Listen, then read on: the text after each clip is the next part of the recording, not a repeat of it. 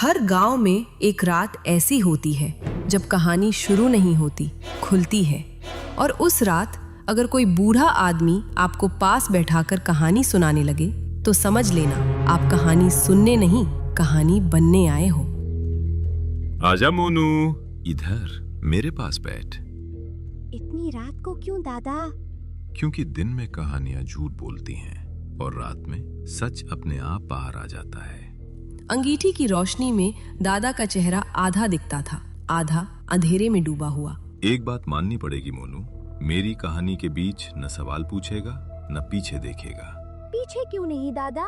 कि जो पीछे होता है वो कहानी नहीं सुनता, वो कहानी सुनाता है। आज से करीब 50 साल पहले मैं भी तेरी ही तरह यहीं बैठा था। मेरे सामने भी एक बूढ़ा आदमी कहानी सुना रहा था। आपकी दादा?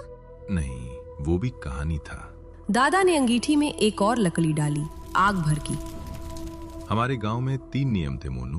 पहला, सूरज ढलने के बाद नीम के पेड़ के पास नहीं जाना। दूसरा, अगर कोई आवाज नाम लेकर बुलाए तो जवाब नहीं देना। और तीसरा, अगर कोई बूढ़ा रात में कहानी सुनाने बुलाए तो भाग जाना। दादा, ये आवाज कहाँ से आ रही है? ध्यान मत दे, कहानियां शुरू होने से पहले दरवाजा खटखटाती हैं। अंगीठी की आग अचानक थोड़ी कम हो गई और तभी नीम के पत्तों की आवाज फिर आई, लेकिन इस बार नाम के साथ। मोनू, मैंने कहा था ना, बीच में पीछे मत देखना। कहानी शुरू हो चुकी थी और अब किसी के लिए रुकना मना था। तब गांव के लोग उस नीम के पेड़ को दरवाजा कहते थे, क्योंकि रात के समय जो भी पेड़ के पास जाता वो वापस नहीं लौटता। दादा, ये सिर्फ कहानी है ना? कहानी और सच यहाँ दोनों एक जैसे दिखते हैं। और उस रात मैंने पहली बार सुना, नीम के पेड़ के पीछे कुछ है जो कभी मरता नहीं। एक रात मैंने सुना एक लड़की की आवाज, मुझे घर पहुंचाओ। कौन थी वो दादा? मेरी छोटी बहन, जिसे हमने नीम के पेड़ से बांध दिया था। और तभी वो पहली आत्मा बन गई जो हर रात नाम लेकर बुलाती थी। उसके बाद जो भी बच्चा पेड़ के पास गया वो वापस नहीं आया। पहला राकेश, दूसरा सीमा, तीसरा अजय। हर कोई नाम लेकर पुकारा गया और कोई नहीं बचा।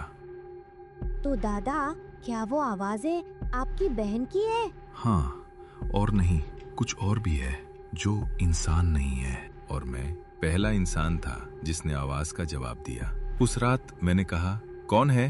वो मेरी बहन नहीं थी, वो कुछ और था जो अब मेरा पीछा करता है। और तभी मैंने भागना चाहा, लेकिन जंगल ने मुझे रोक लिया।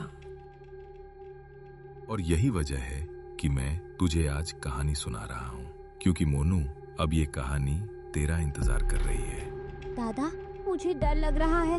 डरना ठीक है, क्योंकि डर ही बताता है कहानी जिंदा है। मोनू ने पीछे देखा, लेकिन कुछ नहीं था, सिर्फ अंधेरा और सरसराहट। और तभी मैंने एक महसूस किया, कुछ अंदर आ रहा है। नाम लेकर आवाजें कह रही थी, अब तुम्हारी बारी है। दादा, क्या हो रहा है? मोनू, अब मैं कहानी नहीं सुना रहा, कहानी तुझे बना रही है। और सुबह आंगन खाली था, दादा नहीं था, सिर्फ मोनू, जो अब नए दादा बन गया था। और नीम के पेड़ से फिर वही आवाज आई, कहानी सुनाने वाला बदल गया। और इस गांव में कहानियां कभी खत्म नहीं होती, बस सुनने वाला बदल जाता है। अगर कोई रात में आपको कहानी सुनाने बुलाए तो ध्यान रखना, कहानी शुरू होने से पहले ही आपको अपनी आत्मा दे देती है।